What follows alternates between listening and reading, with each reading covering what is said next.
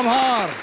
मैं अमिताभ बच्चन शुरू करने जा रहा हूं ज्ञान का 10वां अध्याय, कौन बनेगा करोड़पति। देखिए, एक बेहतर जिंदगी का ख्वाब हम सब देखते हैं, पर उस ख्वाब से एक बेहतर जिंदगी तक की दूरी होती है सिर्फ एक फैसले की। एक पिता अपनी बेटी को जब एक अच्छे स्कूल में पढ़ाने का एक फैसला लेता है, तो वो फैसला बेटी की जो जिंदगी होती है उसे वो संवार देता है।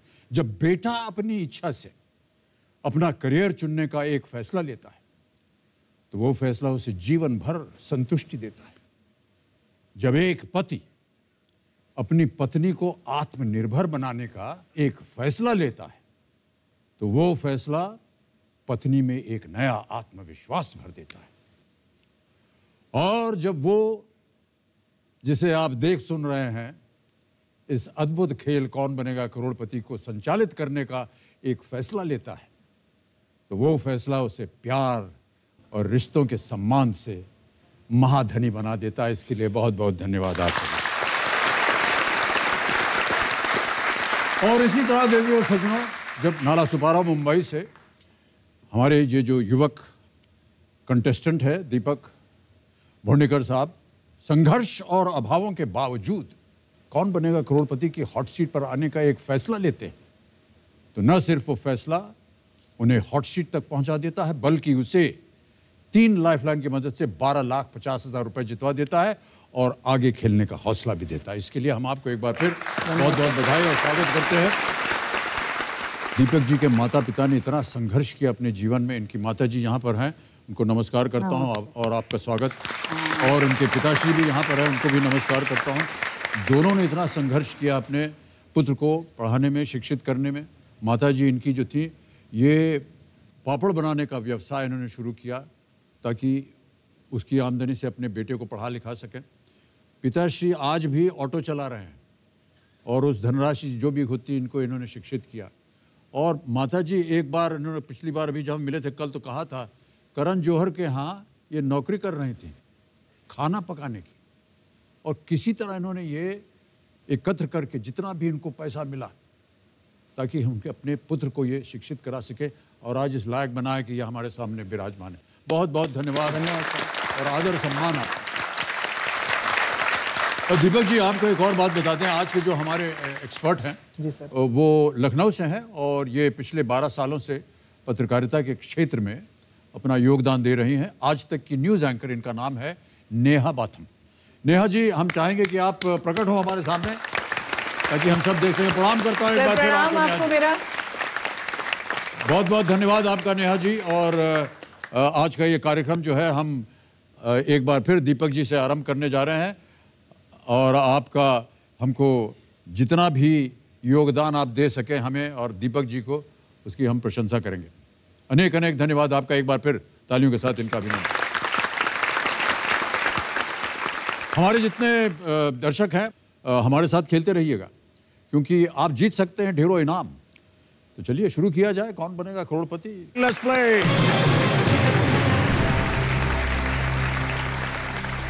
मैं अपने दर्शकों को एक बार फिर और यहाँ की जनता को एक बार फिर बताना चाहता हूँ, परिचय देना चाहता हूँ दीपक जी का कि ये जब कल हमारे साथ खेल रहे थे तो 12 प्रश्नों का सही उत्तर दे करके ये 12,50,000 रुपये जीत गए थे और 3 लाइफलाइन इनकी चली गई हैं।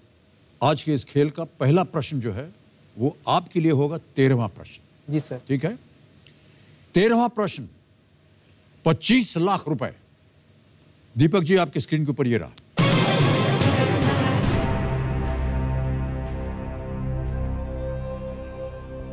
हिंदू महाकाव्यों के अनुसार इनमें से कौन से ऋषि कुंभ संभव भी कहे जाते हैं, जिसका अर्थ होता है घड़े से पैदा हुआ। According to Hindu epics, which of these sages was also known as Kumbh Sambhava, meaning born out of a pitcher, घड़े से पैदा। ऑप्शन सुनिए। A Agastya, B Narad, C Bharat मुनि, D विश्वामित्र। हिंदू महाकाव्यों के अनुसार इनमें से कौन से ऋषि कुंभ संभव भी कहे जाते हैं, जिसका अर्थ होता है घड़े से पैदा।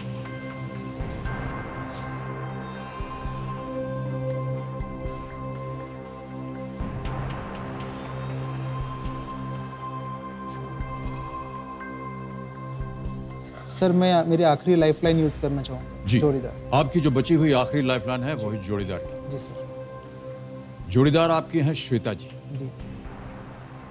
कंप्यूटर महाशय, सबसे पहले तो इस लाइफलाइन को अंकित किया जाए। और श्वेता जी नमस्कार। नमस्कार सर। स्वागत आपका यहाँ। आइए और मदद कीजिए दीपक जी के। तालियों के साथ आपका हम स्वागत करते हैं। Hello sir. आइए। कुंभ संभव विचारते नारद वाटतंय ईश्वर। हां, मी शुअर नाही त्याच्यात. ओके मी कुठेतरी असं ऐकलेलं आहे किंवा असं वाटतंय की नारद असावा. अच्छा पण मी शुअर नाही. अगस्त्य भरतमुनी विश्वामित्र नारद तर नारद मला वाटतं. वाटतं पण 100% शुअर नाही. ओके जे गेसिंगच आपण ट्राय केलं तर तसंच होईल ते. इट्स बेटर की अगस्त्य नारद म्हटलं वाटतं.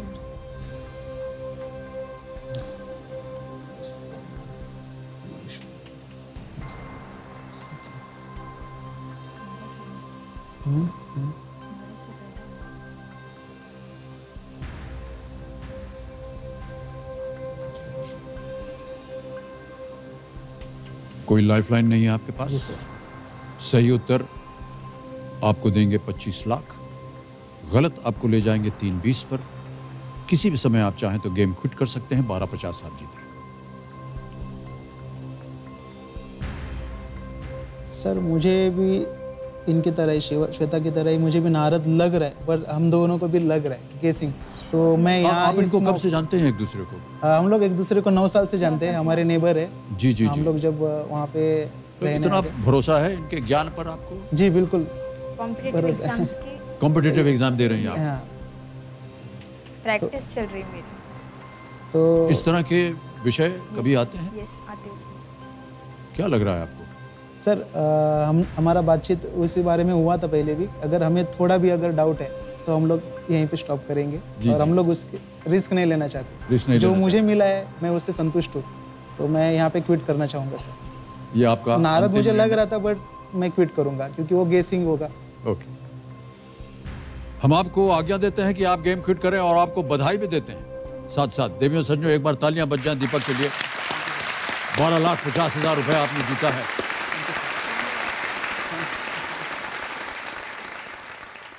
हमें दर्शकों को बताना पड़ेगा सही उत्तर।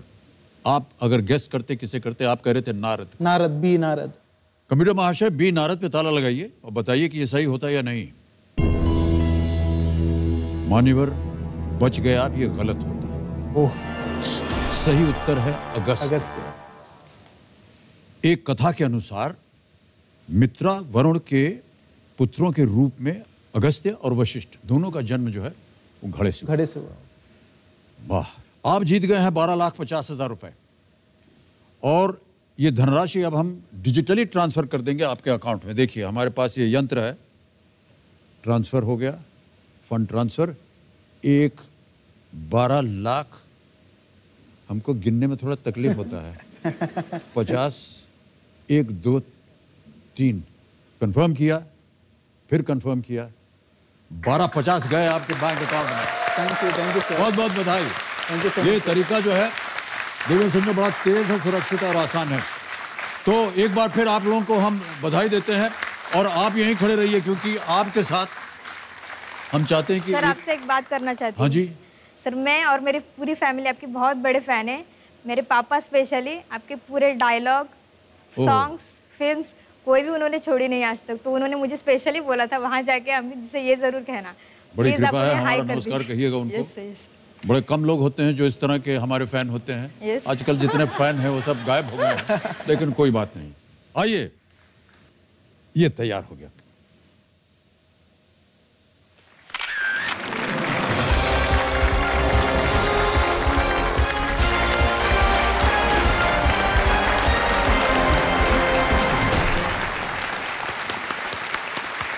तो दीपक भोंडेकर जी मुंबई महाराष्ट्र से आए और 12,50,000 रुपए यहां से जीत के गए हैं। अब हम जिन बाकी बचे खिलाड़ियों के साथ खेल को आगे बढ़ाने वाले हैं, एक बार फिर मैं उनका परिचय करवाता हूं। तालियां बज जाएं उनके लिए।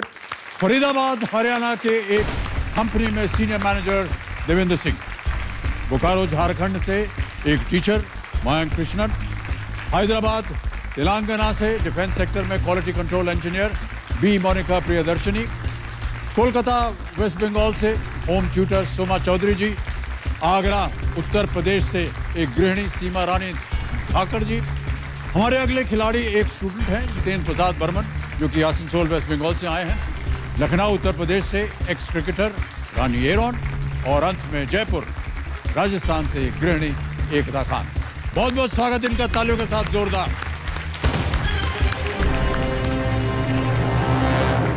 तो कंटेस्टेंट तैयार हो जाइए, आपका ध्यान कंप्यूटर स्क्रीन पर। एक और मौका आ रहा है आपके इस खेल के जीवन में। फास्टेस्ट फिंगर फर्स्ट का प्रश्न आपके स्क्रीन के ऊपर ये रहा। इन शब्दों को उस क्रम में सजाएं कि ये फिल्म जब वी मेट में करीना कपूर के किरदार का एक संवाद बन जाए। Arrange these words in the correct order to form a line spoken by Kareena Kapoor's character in the film Jab We Met. Ready? और आपके ऑप्शंस हैं ये आपके सामने। ए फेवरेट, बी मैं, सी हूं, डी अपनी।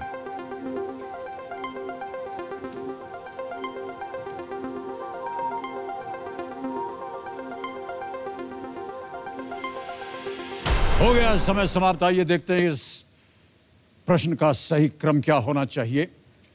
सबसे पहले आता है बी मैं, फिर आता है डी अपनी, फिर आता है ए फेवरेट और अंत में सी हूं।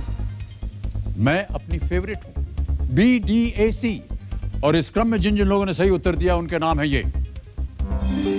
केवल 4 लोगों ने सबसे तेज जवाब मयंक कृष्णन। यस, बहुत बहुत बधाई आपको मयंक जी। वेल प्लेड सर, बड़ी जल्दी उत्तर दे दिया आपने 3.41 सेकंड में। Big applause for Mayank.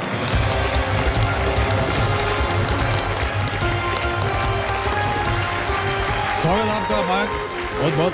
देवियों सज्जनों, मेरे सामने अब हॉट सीट पर बैठ गए हैं बोकारो झारखंड से आए एक नवयुवक, जिनका नाम है मयंक कृष्णन। मयंक जी को लगता है कि ये बहुत आलसी हैं, ऐसा क्यों? सोना बहुत पसंद है, जल्दी सोना कहीं बहुत पसंद घूमने है। नहीं जाना चाहता हूँ। किसे पसंद नहीं है सोना, लेकिन आप अपने आप को आलसी क्यों कहते हैं? थोड़ा लेट बैक एटीट्यूड रहा है शुरू से। अच्छा। मतलब किसी काम को अगर करना है, अगर वो मतलब उसको अगर टालना संभव है तो मैं हर संभव कोशिश करता हूँ उसे टालने की।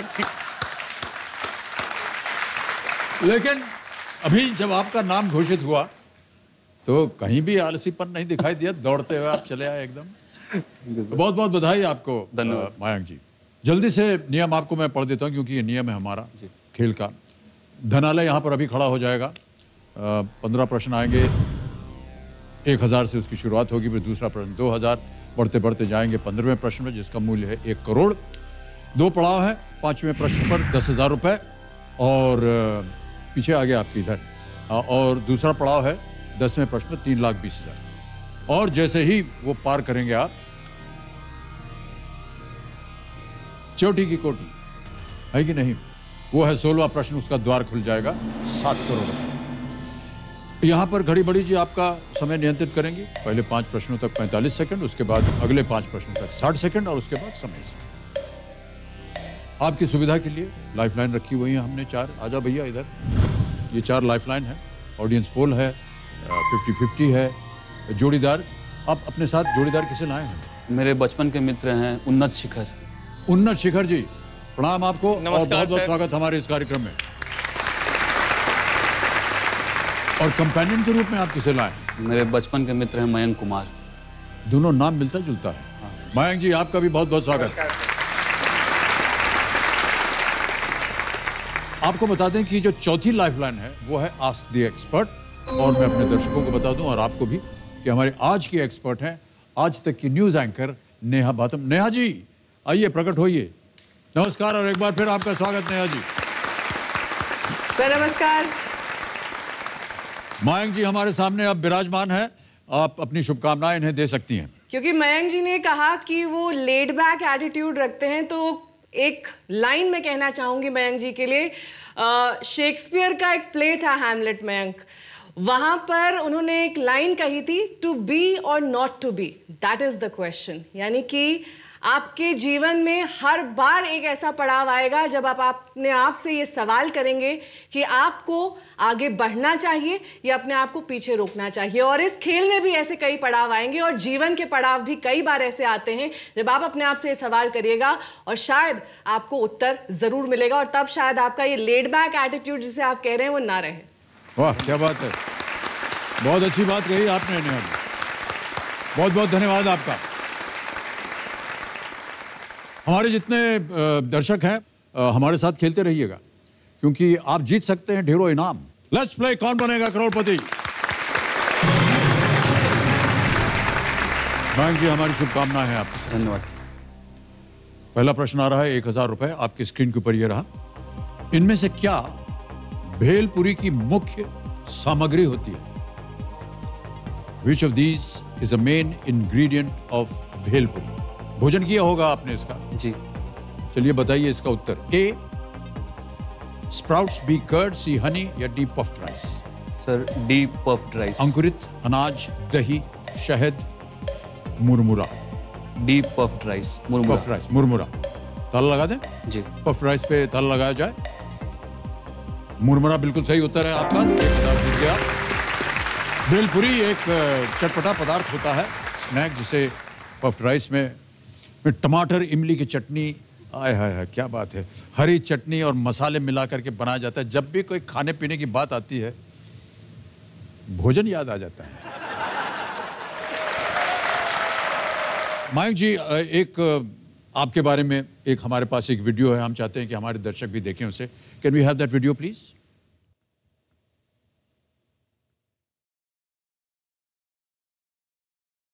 मेरा नाम मयंक कृष्णन है, मैं 28 वर्ष का हूँ। मैं अभी फ़िलहाल बोकारो में रहता हूँ। मेरे परिवार में मेरे माताजी हैं, मेरे पिताजी हैं और मेरा छोटा भाई है। पेशे से मैं इंजीनियर हूँ, पर फिलहाल मैं नौकरी छोड़कर सिविल सर्विसेज एग्जामिनेशन की तैयारी कर रहा हूँ, क्योंकि मैं ऐसा कुछ काम करना चाहता हूँ जिसमें कि मैं ज़्यादा से ज़्यादा लोगों की ज़िंदगी छू सकूँ या लोगों की ज़िंदगी में एक बेहतर बदलाव ला सकूँ।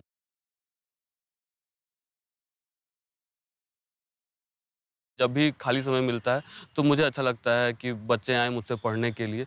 तो मेरे घर के आसपास जो भी बच्चे हैं, चाहे वो मतलब किस क्लास में पढ़ते हैं, वो क्या किस चीज़ की तैयारी करते हैं, इससे कोई फ़र्क नहीं पड़ता। अगर उन्हें पढ़ने में रुचि है, वो जो भी पढ़ना चाहते हैं, मैं उन्हें पढ़ाता हूँ।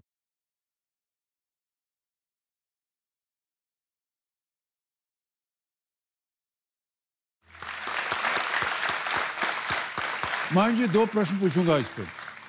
पहला तो ये आपने कहा कि आप प्रेरित हुए सिविल सर्विस में जाने के लिए, तो वो प्रेरणा स्रोत क्या था या क्या समय था जब आपको लगा कि आपको सिविल सर्विसेज में जाना चाहिए? सर इसकी प्रेरणा मुझे मतलब मुझे लगता है कि शायद उस समय मैं 7वीं 8वीं कक्षा में रहा हूँगा। हम लोग गांव जाते थे, एक पर्व होता है बिहार उत्तर प्रदेश के पूर्ववर्ती इलाकों में, छठ। जी, छठ दीपावली के बाद मनाई जाती है। मुंबई में भी बहुत जोर से मनाई जाती है। जी। तो उसके लिए गांव हम लोग जाया करते थे। तो उसी दौरान किसी वर्ष मैं गया था छठ के लिए गांव, तो वहाँ मैंने देखा था कि एक ब्लॉक डेवलपमेंट ऑफिसर आए थे और काफ़ी धूप थी, फिर भी मतलब कोई शिकन नहीं था उनके चेहरे पे, और बहुत ही तल्लीनता से वो सारे गांव वालों की मुसीबतों को, जो भी दिक्कत आ रही है उन्हें, और मतलब सरपंच वरपंच बैठे हुए थे, जो भी उन लोगों की चुनौतियाँ वो लोग मतलब फेस कर रहे हैं वहाँ पे, उनको वो बहुत तल्लीनता से सुन रहे थे। तो वहाँ से मुझे प्रेरणा मिली थी कि कभी मैं तैयारी करूँगा ज़रूर। और ये बच्चों को जो आप शिक्षा प्रदान करते हैं? सर पढ़ाने का शौक़ शुरू से रहा है। तो सर जब मैंने तैयारी शुरू की और जब एक ऐसे मुकाम पे पहुंचा कि जहां मुझे लगा कि हाँ मैंने कुछ अच्छी नॉलेज गार्नर कर ली है, तो फिर मैंने सोचा कि लोगों को मैं पढ़ा सकता हूँ, बच्चों को पढ़ा सकता हूँ। तो ये जितने लोग आते हैं, बच्चे आते हैं आपके साथ, जी जी जी, ये कहीं स्कूल वगैरह में नहीं जाते? सरकारी स्कूल में कुछ बच्चे जाते हैं, सरकारी स्कूल में कुछ ने बीच में पढ़ाई छोड़ दी है, कुछ अपने पिताजी के व्यवसाय में लग गए हैं, उनके पिताजी दूध बेचते हैं या फिर चाय की दुकान है या फिर मतलब रोज के वो कामगर मजदूर जो होते हैं, दिहाड़ी मजदूर जो कहलाते हैं, उनके बच्चे हैं, उन्होंने पढ़ाई छोड़ दी है तो अपने पिताजी के साथ ही सुबह में जाते हैं दिहाड़ी मजदूरी करने के लिए। तो मतलब अब मैं ये तो उन्हें नहीं कर सकता हूँ कि तुम अपने पिताजी की बात मानना छोड़ दो, लेकिन मैं ये करता हूँ कि जब तुम वहाँ से खाली हो या फ्री हो जाओ जब वहाँ से, तो आ जाओ अगर तुम्हें जो भी पढ़ना है। तो इसीलिए मैंने ये बात मतलब प्रिंसिपल बना रखा है मैंने कि इससे मतलब नहीं है कि क्या पढ़ना चाहते हो या किस कक्षा में पढ़ते हो, अगर पढ़ने की रुचि है तो मैं पढ़ाने को तैयार हूँ। बहुत बहुत बधाई, बहुत नेक ख्याल है आपके। ओके, आगे बढ़ते हैं। दूसरा प्रश्न 2000 रुपए। मयंक जी, ये रहा आपके सामने। ये गाना इनमें से किस जोड़ी पर फिल्माया गया है? आपके सामने ऑप्शंस रखता हूं। A Tiger Shroff, Disha Patani, B Ishaan Khattar, Janhvi Kapoor, C Karan Deol, Sara Ali Khan, या D Aayush Sharma, Warina Hussain. Sir B Ishaan Khattar, Janhvi Kapoor. ताला लगा दें जी। कबीर महाशय, बी पे ताला लगाया जाए, देखें ये सही उत्तर है या नहीं। बिल्कुल सही जवाब आपका, वेल प्लेड।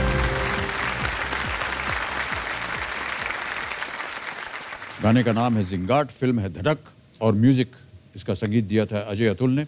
यह फिल्म जानवी कपूर की डेब्यू फिल्म रही।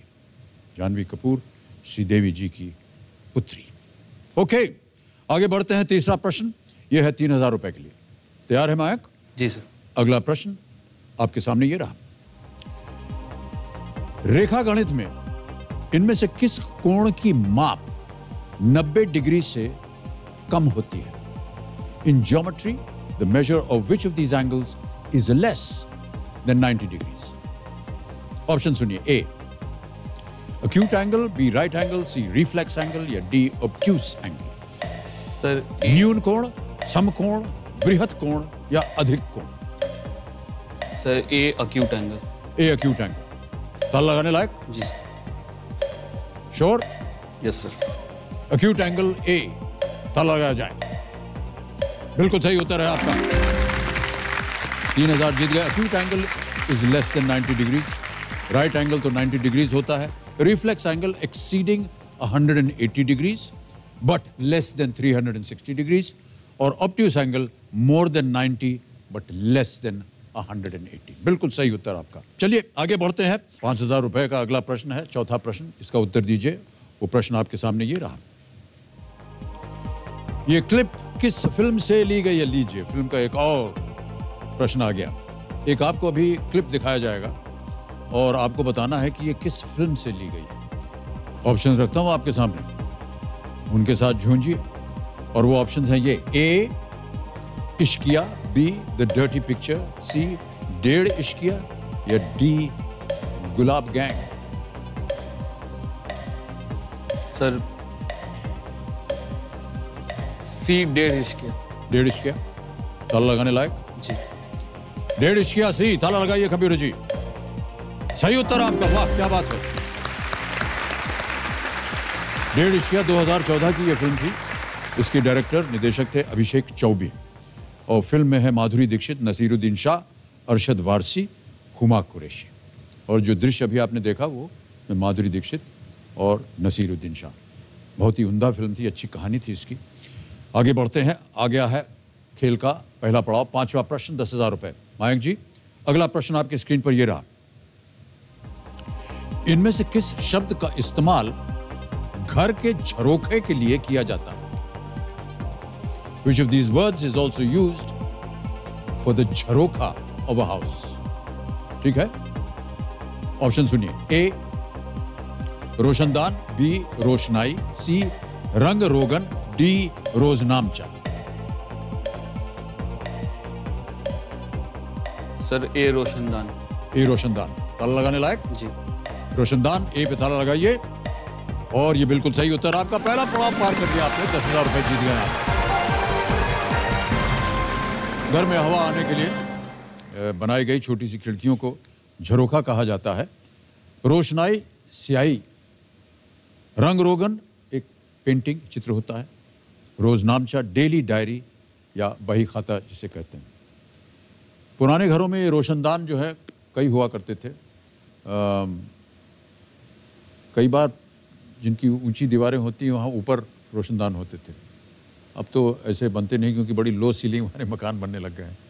लेकिन पुराने ज़माने में जितने भी मकान थे हमारे ज़माने में, वहाँ ऊपर छत के पास ही एक रोशनदान होता था और रात को खोलते थे, उससे हवा आती रहती थी। माई जी, एक व्यक्तिगत प्रश्न पूछना चाहूँगा। आपके माता पिता जो हैं वो अपना जो सरनेम है वो पांडे कहते हैं और आप अपने आप को कृष्णन। संतान की नाम रखने के लिए दोनों माँ बाप का सहमत होना ज़रूरी है। बिल्कुल।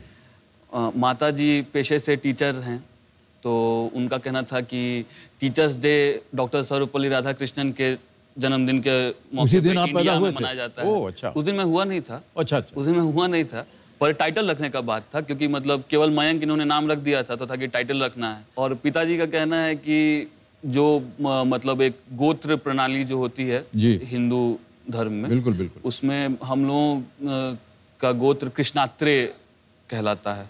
तो उन्होंने कहा कि ठीक है, चलो वहाँ से ये डिराइव हो जाएगा कृष्णात्रेय से कृष्णन, और माताजी का भी मन रखने के लिए हो गया कि चलो डॉक्टर सर्वपल्ली राधाकृष्णन के नाम पे बेटे का नाम रख दिया। वाह, क्या बात है।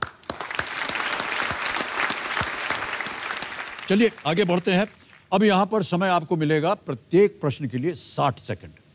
ठीक है। अगला प्रश्न है छठा प्रश्न। यह है 20,000 रुपए के लिए। छठा प्रश्न 20,000 रुपए आपकी स्क्रीन के ऊपर ये रहा।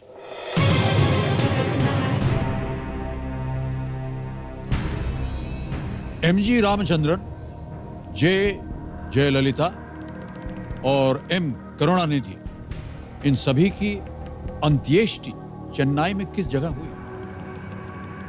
MG Ramachandran, J Jayalalithaa and M Karunanidhi have all been laid to rest at which location in Chennai?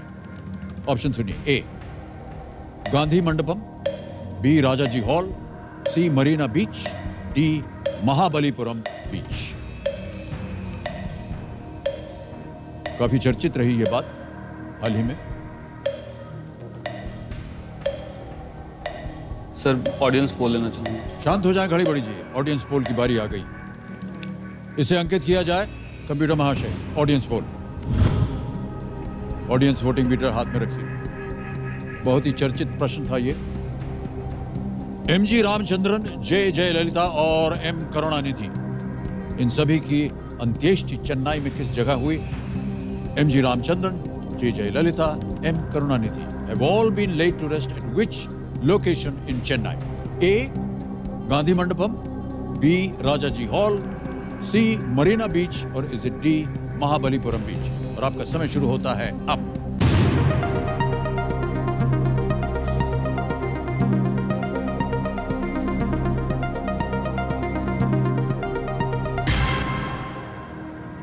Marina बीच को सबसे ज्यादा प्रतिशत दिया गया है जनता से।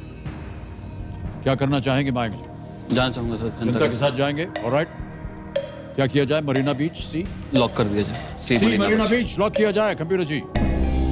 Well played audience. क्या बात है, बहुत खूब, बिल्कुल सही उत्तर। और आपको जितवा दिया है 20,000 रुपए। मैं आपको बताना चाहूंगा कि आप जिन्हें जोड़ीदार के रूप में यहां लाए हैं उनका उत्तर बिल्कुल सही था। प्रणाम आपको भाई साहब। अगस्त 2018 में 13 किलोमीटर लंबे चेन्नई के मरीना बीच पर एम करुणानिधि को उनके राजनीतिक गुरु अन्नादुराई के स्मारक के पास ही दफनाया गया। और इसी तरह एमजी रामचंद्रन, जे जयललिता भी उसी जगह पर दफनाए गए थे। और काफ़ी चर्चित रहा ये बात। किसी ने कहा नहीं होना चाहिए, किसी ने कहा होना चाहिए। उसके बाद अंत में ये निर्णय हुआ। आगे बढ़ते हैं। ये आएगा 7वां प्रश्न आपके सामने। मूल्य है इसका 40,000। इसके साथ जूझिए। 3 लाइफलाइन अभी भी बची हुई हैं आपकी। बहुत ध्यान से, इत्मीनान से खेलिए। 7वां प्रश्न आपके सामने ये रहा। प्रेमचंद के उपन्यास गोदान में होरी और उनकी पत्नी धनिया का इकलौता बेटा कौन है? Who is the only son of Hori and his wife Dhania in Premchand गोदान? नाम तो सुना होगा आपने प्रेमचंद जी का, और ये बहुत ही प्रचलित उनकी पुस्तक गोदान। ऑप्शन सुनिए। ए गोलू, बी गणेश, सी गोविंद या डी गोबर?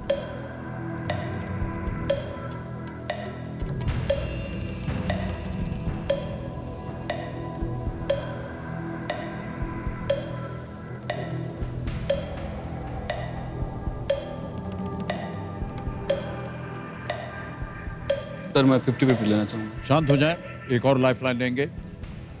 50-50 लाइफलाइन को अंकित किया जाए। कंप्यूटर जी, मयंक जी को इसका सही उत्तर नहीं मालूम है। 50-50 लाइफलाइन जिसमें कि 2 गलत ऑप्शंस मिटा दिए जाएंगे। मिटा दीजिए कंप्यूटर जी। बचे हैं गोलू और गोबर। सर डी गोबर। श्योर? हाँ सर। फाइनल उत्तर आपका? जी सर। डी गोबर पर ताला लगाया जाए। कंप्यूटर जी, सही जवाब आपका। वाह, वेल प्लेड। प्रेमचंद जी का ये जाना माना उपन्यास 1936 में प्रकाशित हुआ था। हिंदू परंपरा में गोदान यानी गाय के दान का बहुत महत्व माना गया है और इसी से शायद वो शब्द गोबर उन्होंने अपने कहानी में डाला। आगे बढ़ते हैं। अब 2 लाइफलाइन चली गई आपकी। 8वां प्रश्न 80,000 रुपए। जूझिए इसके साथ मयंक जी और इत्मीनान से उत्तर दीजिए। 60 सेकंड मिलेंगे इसके लिए आपको। अगला प्रश्न स्क्रीन पर यह रहा।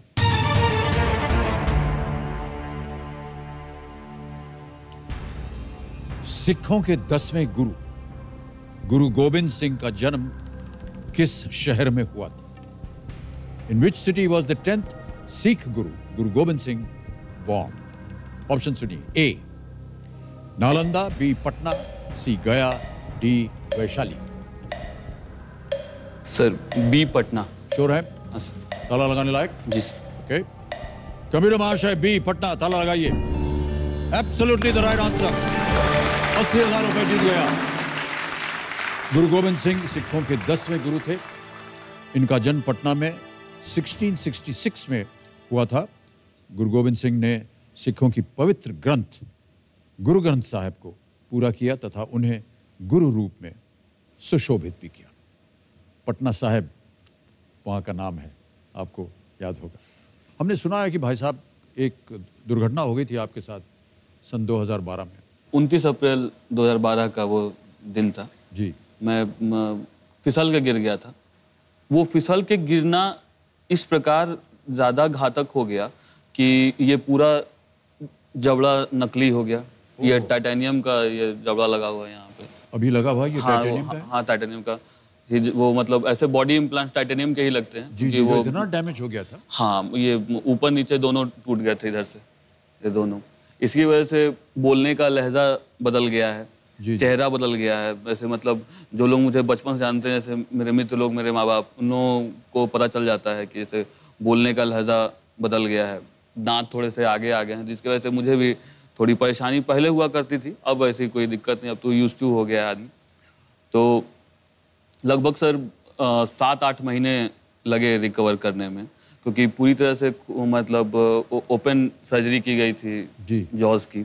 तो इसे बंद कर दिया जाता है। ऐसी कोई भी सर्जरी होती है तो इसे बंद कर दिया जाता है और मौका दिया जाता है कि फिर से वो अपने आप ठीक हो जाए और जो भी इम्प्लांट्स हुए हैं वो मतलब कंपाउंडेड हो जाएं बोन से।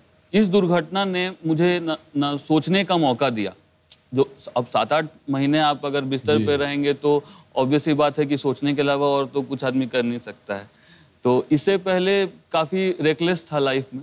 पहले क्या था कि बहुत प्लानिंग करता था मैं कि आज बैठा हूँ और अगले 3 हफ्ते बाद की प्लानिंग कर रहा हूँ कि 3 हफ्ते बाद क्या करूँगा। जो पीछे गलतियाँ करके आया हूँ उसका भी बैगेज रहता था मेरे पास। लेकिन जब वहाँ पे सोचने का मौका मिला, उस समय ये पता चला लाइफ को एट अ डे जीना चाहिए।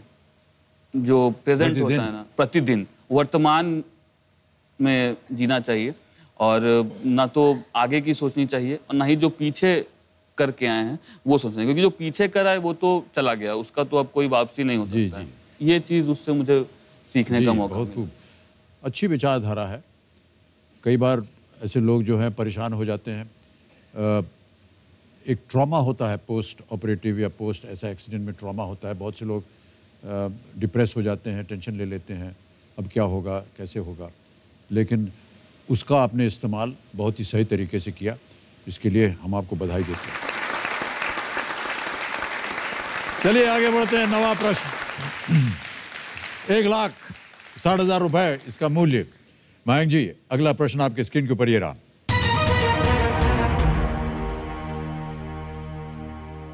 किस देश को फाइनल में हराकर 2018 में भारत ने आईसीसी अंडर 19 क्रिकेट विश्व कप खिताब रिकॉर्ड चौथी बार जीता? In 2018, which team did India defeat in the final to win the ICC Under 19 World Cup for the record fourth time? Option सुनिए। A, England, B, New Zealand, C, Australia, या D, south Africa, दक्षिण Africa.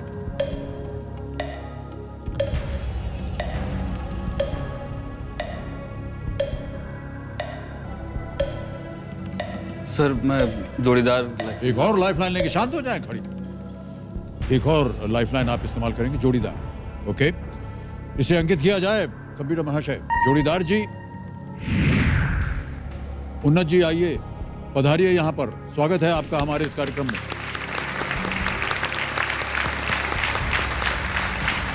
और इनके सहायक बनिए आप। प्रणाम प्रणाम भाई साहब, आइए। आपस में आप लोग सलाह मशवरा कर सकते हैं। प्रश्न आपके सामने है, दिखाई भी दे रहा है। किस देश को फाइनल में हराकर 2018 में भारत ने आईसीसी अंडर 19 क्रिकेट विश्व कप खिताब रिकॉर्ड चौथी बार जीता? England, New Zealand, Australia, south Africa.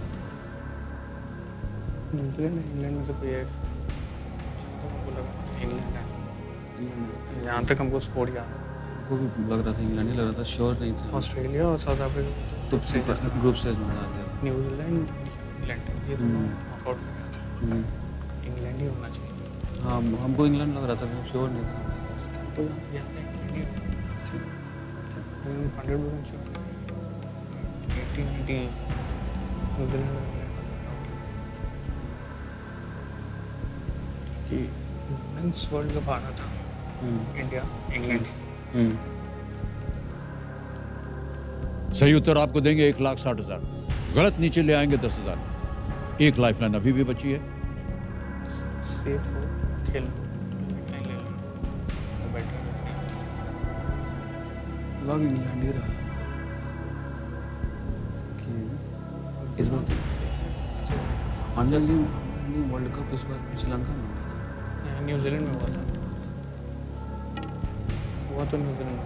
तो मेजबान देश को तो नहीं, न्यूजीलैंड वही, इसीलिए सेफ रहने के लिए लाइफलाइन ले सकते बेटर है। सर आखिरी लाइफलाइन इस्तेमाल करना चाहेंगे? ऑलराइट, संतुष्ट नहीं है आप उन्नत जी से। कमेंट महाशय, मयंक एक और लाइफलाइन इस्तेमाल करेंगे जो कि है ask the expert.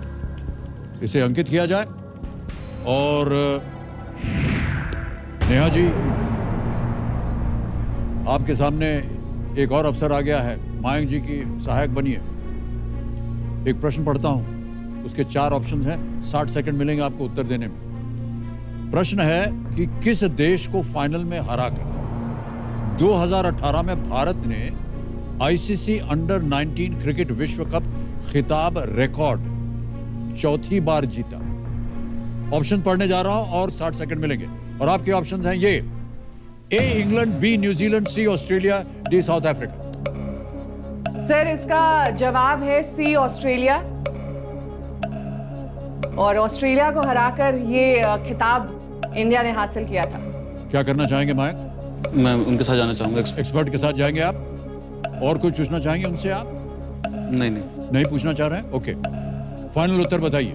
C, Australia. C, Australia. ताला लगा दिया जाए जी। ऑस्ट्रेलिया सी पे ताला लगाइए कंप्यूटर जी। बिल्कुल सही उत्तर है आपका नेहा जी, वाह, बहुत बहुत धन्यवाद आपका। उनको धन्यवाद दे दीजिए नेहा जी को। धन्यवाद मैडम, बहुत बहुत धन्यवाद आपको। उन्होंने जिता दिया है 1,60,000 रुपए। India beat Australia in the 2018 under 19 world cup held in January February in New Zealand. इससे पहले भारत 2000, 2008 और 2012 में भी अंडर 19 विश्व कप जीत चुका है। मान्यवर, ज्ञान मिल गया आपको भी और आपको भी। जी सर, बहुत बहुत धन्यवाद आपका। आप अपना स्थान ग्रहण कर सकते हैं। ताली बज जाए उन्नत जी के लिए। अब मयंक जी, गेम को हम आगे बढ़ाते हैं। ये है खेल का दूसरा पड़ाव, 3,20,000 रुपए का। लाइफलाइन नहीं है आपके पास। यदि आपको सही उत्तर पता हो तो ही हमारी राय है कि आप खेलें, वरना अगर आपने गेस किया और गलत हो गया तो नीचे आ जाएंगे आप 10,000 पे। 60 सेकंड मिलेंगे इसके उत्तर के लिए। 10वां प्रश्न, 3,20,000 रुपए, कोई भी लाइफलाइन नहीं। आपकी स्क्रीन के ऊपर ये रहा।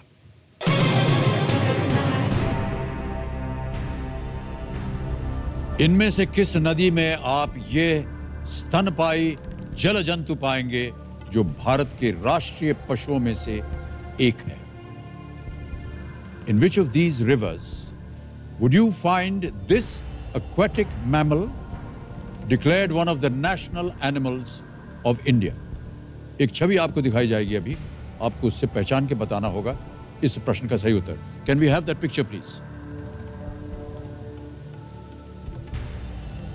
ये है चित्र।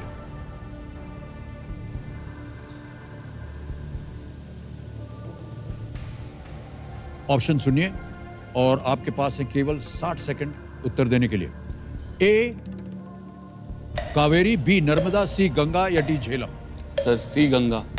सी गंगा श्योर है? हाँ सर। Final answer? जी सर। लॉक कर दिया जाए? जी। गंगा सी पे ताला लगाइए कंप्यूटर जी। वाह, बिल्कुल सही उत्तर आपका। 3,20,000 रुपए जीत गए। ताली बजते रहने चाहिए इनके लिए। एक चेक आ रहा है आपके नाम मयंक जी।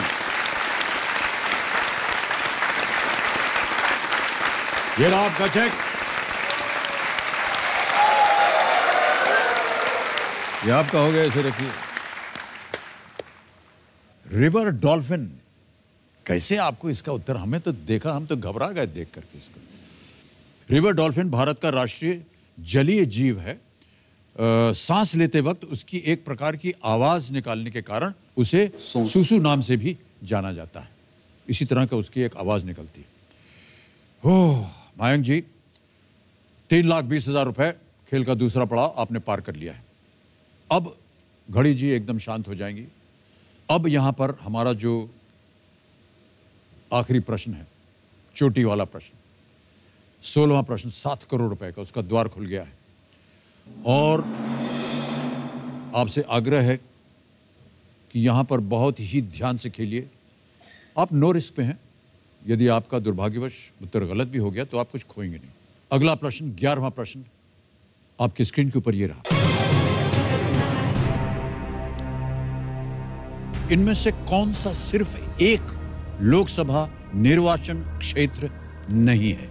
इनमें से कौन सा सिर्फ एक लोकसभा निर्वाचन क्षेत्र नहीं है? Which of these is not made up of a single Lok Sabha constituency?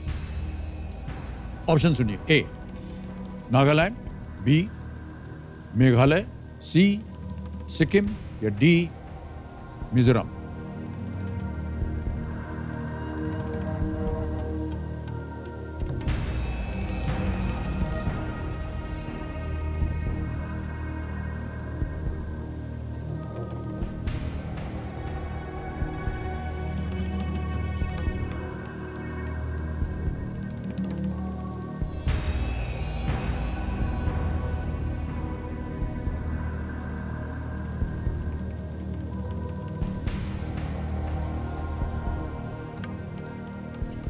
समय की कोई पाबंदी नहीं है, लेकिन लाइफलाइन भी नहीं है। सही उत्तर 6:40, गलत आपको यहीं रखेंगे 3:20 में।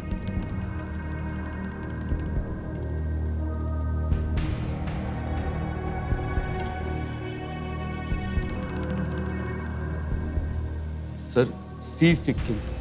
सी सिक्किम श्योर हैं आप?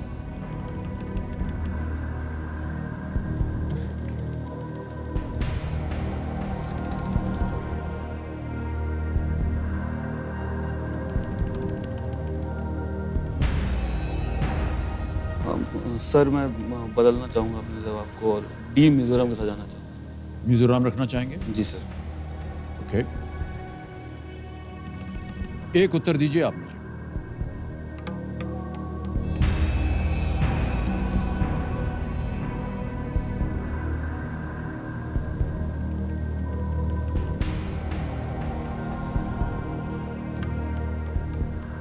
इनमें से 3 स्टेट ऐसे हैं, देखिए, जो लोकसभा में एक ही मेंबर भेजते हैं। एक ऐसा है जो एक से ज्यादा है। कौन सा है वो?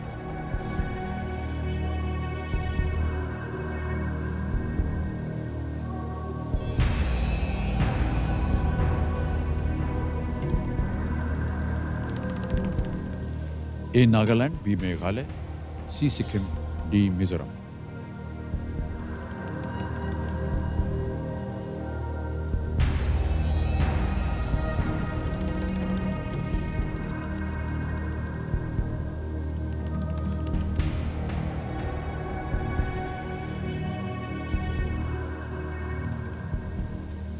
सर ए नागालैंड।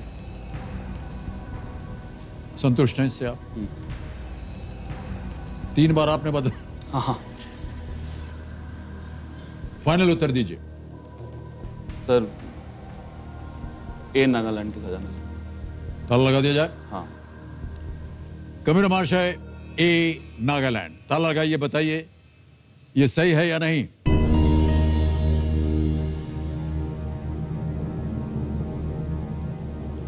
मान्यवर, बड़ा परिश्रम किया आपने। ये उत्तर गलत है भाई साहब। एक ही बचा था मेघालय आपकी सोच विचार में। यदि उधर चले जाते आप तो सही हो जाते, लेकिन हो गया है गलत। नागालैंड गलत उत्तर है। नागालैंड 19 लाख आबादी है जिसकी, सिक्किम करीब 6 लाख की आबादी है और मिजोरम करीबन 11 लाख की आबादी है। एक लोकसभा निर्वाचन क्षेत्र है ये। इन राज्यों में राज्य का ही नाम निर्वाचन क्षेत्र का भी नाम है। पर मेघालय करीब 30 लाख आबादी में 2 लोकसभा सीट्स, शिलोंग और तुरा।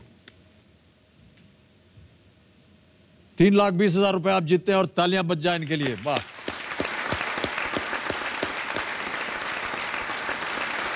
तो मायंक जी, आपकी जो जीती हुई रकम है हम डिजिटली ट्रांसफर कर देंगे आपके अकाउंट में। आजकल डिजिटल का जमाना है। फंड ट्रांसफर 3 लाख 1 2 3 4, ठीक है। इसको दबाया, एक बार कंफर्म किया, पासवर्ड सब कुछ आ गया और 3,20,000 आपके अकाउंट में गया। बहुत ही तेज, बहुत ही सुरक्षित और आसान तरीका है ये। और मयंक जी, हम एक बार चाहेंगे कि आपके जोड़ीदार यहाँ आकर के हमारी एक फोटो ले लें, क्योंकि ये एक प्रथा है खेल की।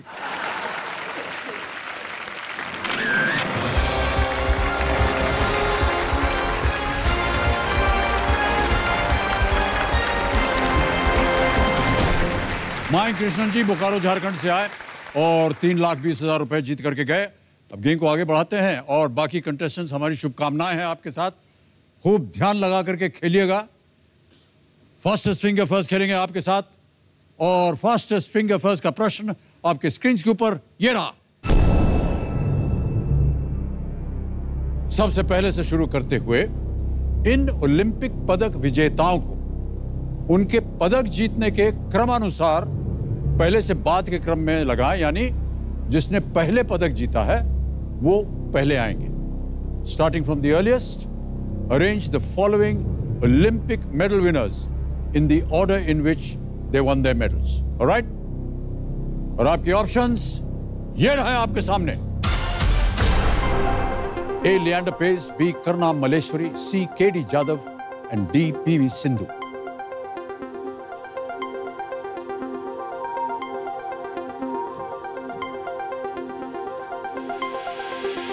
समय समाप्त हो गया।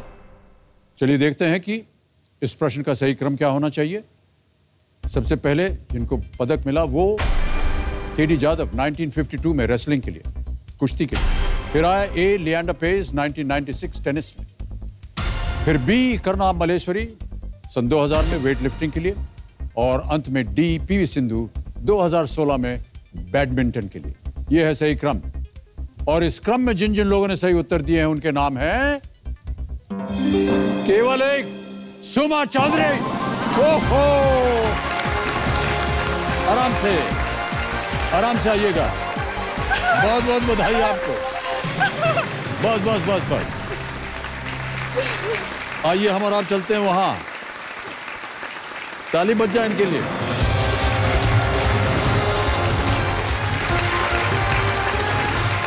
आइए बैठिए। वाह,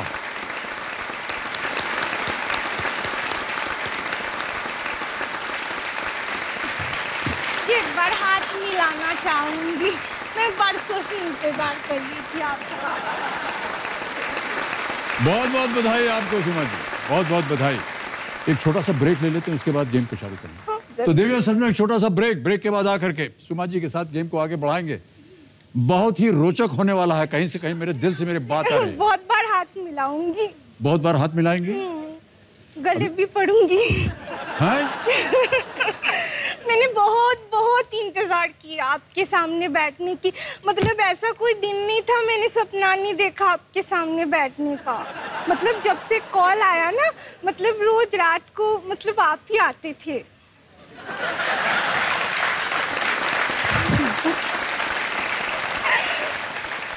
नहीं, सपने में बोल रही हूँ। सपने में मतलब सोचती थी कि आपके सामने बैठूंगी। जी जी जी। आप विवाहित हैं? हाँ। पतिदेव आए हुए हैं? कहाँ है पतिदेव? सर प्रणाम करता हूँ। ये जो कुछ भी कह रही हैं ऐसे ही कह रही हैं, इसका बुरा मत मानिए। समाज जी को हाउसवाइफ शब्द से बहुत आपत्ति है। जैसे लगता है कि मैंने घर से शादी की हो, हाउसवाइफ ऐसे लग रहा। पर एक्चुअली मैं घर से तो शादी नहीं की ना, तो वो शब्द अच्छा नहीं लगता। और होम ट्यूशन मैंने सिर्फ 2 ही महीने शुरू किया है। मतलब ये अहमदाबाद में रहते हैं और मैं कोलकाता में रहती हूँ, थोड़ा टाइम पास में मुश्किल हो जाता है। बच्चे भी बड़े हो गए, लड़का 10th में है, लड़की 8th में है, तो वो अपनी पढ़ाई अपनी कर लेती है, तो मुझे थोड़ा स्पेयर टाइम मिल जाता है। तो मैं सोचा कि कुछ अपना टाइम निकाल लूँ, टाइम पास करना मुश्किल हो जाता था। जी जी।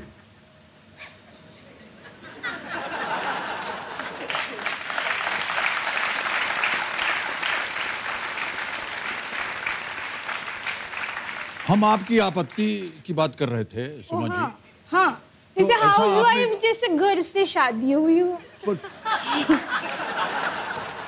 हाउसवाइफ एक शब्द है केवल बना आम हुआ। शब्द है, पर मुझे उसको थोड़ा गृहिणी कहते हैं। बहुत अच्छा शब्द है गृहिणी। हाँ, वो हिंदी में जब आता है तब ठीक है, पर इंग्लिश के साथ वो तो कैसे कैसे।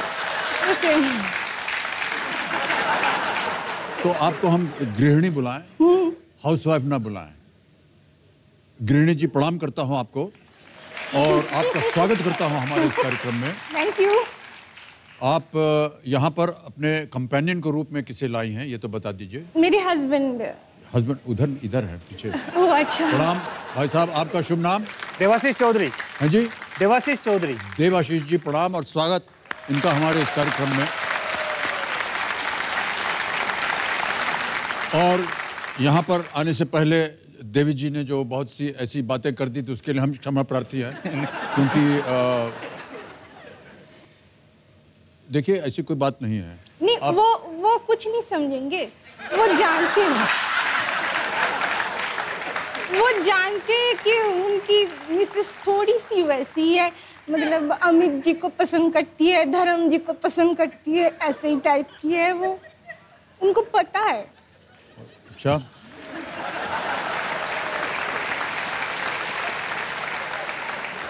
नहीं तो आप मतलब जब आप कहती हैं कि आप पसंद करती हैं, अभी आपने कहा सपने में आप देखती हैं बहुत कुछ। वही तो, पसंद हो तभी सपने में आता है ना।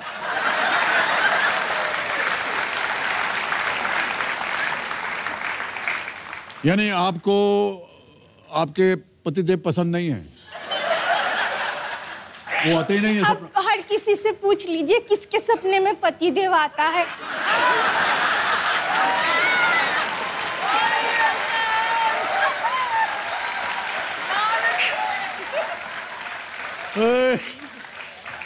धन्य हैं आप देवी जी। वाह। और वो भी 18 साल की शादी हो गई, इसकी बात बावजूद भी अगर किसी के भी सपने में आए हो तो वो हाथ उठा सकते हैं। वो दूसरे आ जाते हैं। पूछ ही लेते हैं ना आपने। हाँ, पूछ ही लेते हैं। सब लोग जितने पत्नियां हैं यहाँ पर, सब लोग अपना हाथ उठाए जिन्होंने अपने पति देव का सपना कभी देखा हो। नहीं देखा, नहीं देखा। एक भी हाथ नहीं उठ रहा है। देवी जी प्रणाम। मेरा तो मन कर रहा है बस आपसे सामने बातें ही करता रहूं। और इसी उम्मीद के साथ शायद एक बार फिर आज रात को मैं सपनों में आ जाऊं आपके। लेकिन देखिए, हमें गेम के रूल्स आपको समझाने पड़ेंगे। आप तो जानते हैं। अरे यार, चलिए कल खेलेंगे। ये पहली बार हमने सुना है जनता से जब हुटर बजता है इतनी जोर से आवाज। यानी उनका इरादा है कि हम आपसे बात करते चले जाएं। देखिए, इसके लिए आप लोगों को फिर से आना पड़ेगा कल, क्योंकि आज समय यहीं पर समाप्त हो गया सुमा जी। लेकिन आप धन्य हैं। कल नए जोश के साथ आऊंगी। हाँ, वाह क्या बात है। कल और भी आप लाएंगी कुछ कहानियां, कुछ और प्रश्न पूछेंगी आप। प्रश्न पूछना तो हमारा काम है। आज रात देखती हूँ सपने में क्या आता है।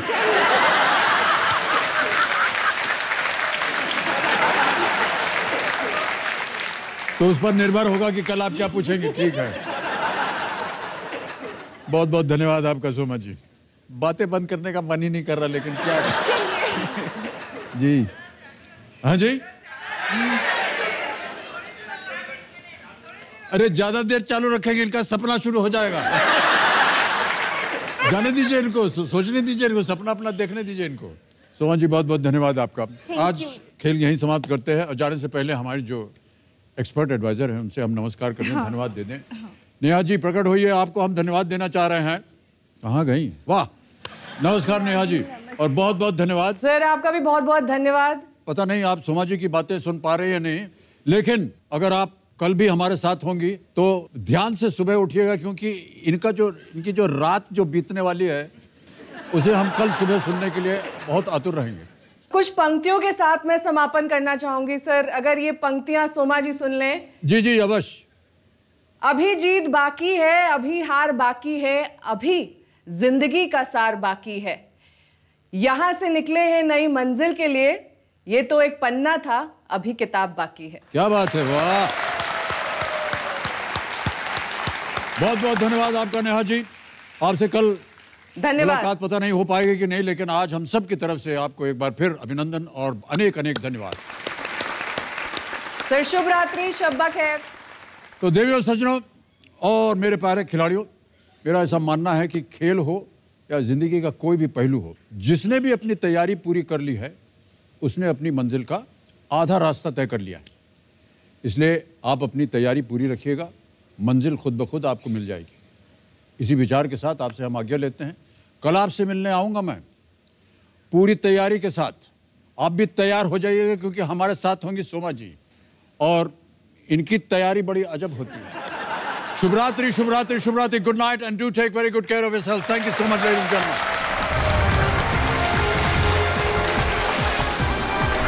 अच्छा हाथ छोड़िए, हमारा क्या है?